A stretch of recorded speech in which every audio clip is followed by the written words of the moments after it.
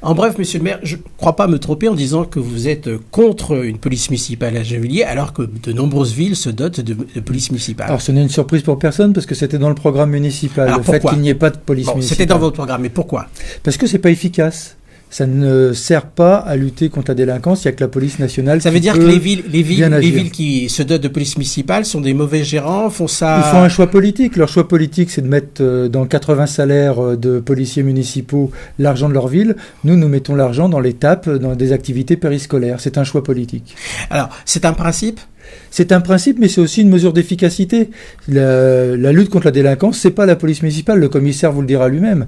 Par contre, il y a des actions sur lesquelles il nous faut malheureusement intervenir parce que la police se retire.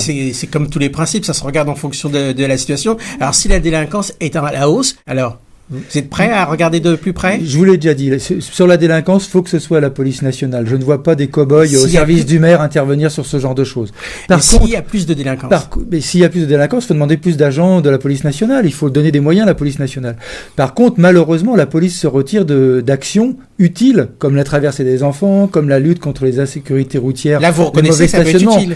Là, nous sommes, c'est pas que je reconnais, c'est que nous sommes obligés de compenser. Je préférerais que ce soit la police nationale. Nous sommes obligés de compenser pour laisser la police justement intervenir sur les questions de délinquance. Alors, toujours en matière de sécurité, les caméras vidéo de surveillance, ça, vous y êtes pour ou vous avez la même attitude, c'est non?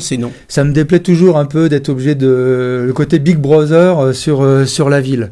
Mais dans les parkings, par exemple, pour encourager les habitants à mettre leurs voitures dans les parkings, nous installons et nous aidons au financement de caméras pour qu'il y ait plus de voitures en souterrain plutôt que sur la voie publique. Voilà. Et nous allons en mettre aussi sur les établissements publics comme les écoles pour empêcher et dissuader les dégradations. L'entrée et la sortie des écoles, vous allez surveiller? C'est pas l'entrée et la sortie des écoles, c'est les abords de l'école pour empêcher surtout qu'ils montent sur les toits.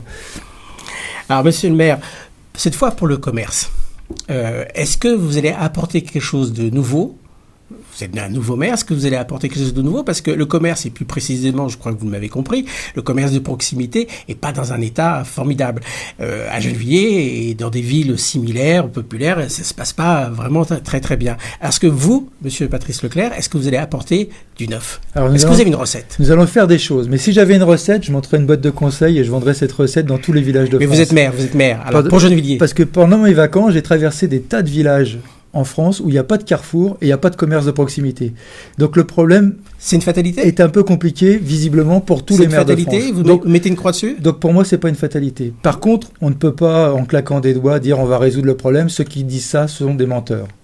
Par contre la question du commerce, pour avancer sur ce sujet important, parce que moi je conçois, et même pour moi c'est un sujet important, c'est plutôt agréable une ville où il y a du petit commerce de qualité. Pour cela, il nous faut arriver à ce qu'il y ait une densité assez importante d'habitants dans notre ville et une diversification de ces habitants avec un peu de pouvoir d'achat. Vous avez quand même plus de 40 000 habitants. Oui, mais ces 40 000 habitants, il y a du commerce pas suffisamment, puisqu'on n'y va que de temps en temps. Tout le monde veut du commerce de proximité, mais personne n'y va tous les jours. Et donc, il faut plus de monde qui va de temps en temps dans un commerce de proximité pour que celui-ci puisse vivre. C'est le pari que nous voulons faire. Et vous évaluez à combien? À 50 000? Non, nous faisons le pari que le centre-ville, avec la construction de 600 à 700 logements, un peu de construction autour des Agnettes, la construction de l'écoquartier, va nous permettre d'alimenter et de faire que du commerce de qualité puisse vivre. En plus, si nous travaillons à ce qu'il soit concentré un peu dans les mêmes endroits, sur ce centre-ville, de faire en sorte que les gens puissent se déplacer et que ce commerce ait les moyens de vivre. On aura donc l'occasion d'en reparler. Vous pouvez compter sur nous. C'est un pari que nous voulons faire, mais nous le faisons avec détermination en tout cas. Alors maintenant, on passe à la question de l'habitante. L'entrée de l'immeuble est rue du 8 mai. Il y a une petite rue qui est bouchée derrière, qui est pas condamnée, mais elle est en accès pour les camions de poubelles uniquement. Et cette rue, elle est complètement déformée parce qu'il y a les racines des arbres qui poussent. Et donc, j'ai vu des gens tomber, j'ai vu des enfants en vélo tomber. Même en voiture, il faut faire attention, il faut faire un écart pour ne pas se prendre les pneus dans les racines. Donc c'est très dangereux et c'est complètement inconfortable. Donc je sais que plusieurs personnes ont déjà demandé à ce que ce soit refait, mais on leur a répondu que ce n'était pas la priorité. Donc voilà, question posée. Quand est-ce que ce sera refait? Est-ce que quelqu'un vient voir de temps en temps? Il y a plusieurs questions dans cette question de l'habitante. Oui. Alors d'abord, pourquoi c'est pas une priorité, la vie quotidienne? Si, c'est une priorité. Après, on a un budget et donc on est bien obligé de répartir nos dépenses en fonction du budget. Alors, la semaine dernière, je ne sais pas si c'est de cette dame-là, mais à la réunion des Agnettes, la même question m'a été posée. Je crois qu'on parle de l'impasse Saule. L'impasse Saule. Donc, c'est près de la rue du 8 mai. Oui, a priori, c'est pas au budget 2014, donc c'est pas prévu dans ce budget-là. Vous la rassurez pas, là. Non, mais je peux pas toujours dire oui, je vais pas lui mentir à la dame que pour lui faire plaisir. Dites-lui que c'est début 2015. On va l'étudier.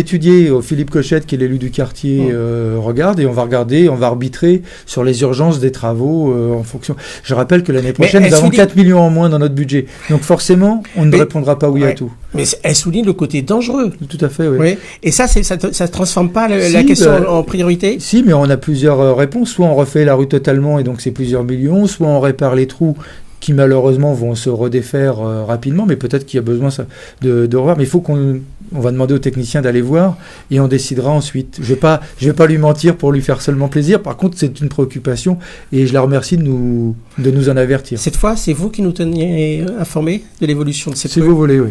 Alors, on passe à la question subsidiaire. Dans votre ville, un nid a été mis en place pour les faucons pèlerins. Est-ce que vous savez où? Oui, sur le toit de la mairie. Oui. Et d'ailleurs, vous n'êtes pas attentif parce que je l'ai annoncé sur Facebook et sur Twitter dès il y a un an. Il y a un an. Bon. Et je crois que le Parisien. Je suis pris en défaut de pas lire tout ce que vous écrivez. Vous ne lisez pas tout. Vous manquez d'informations.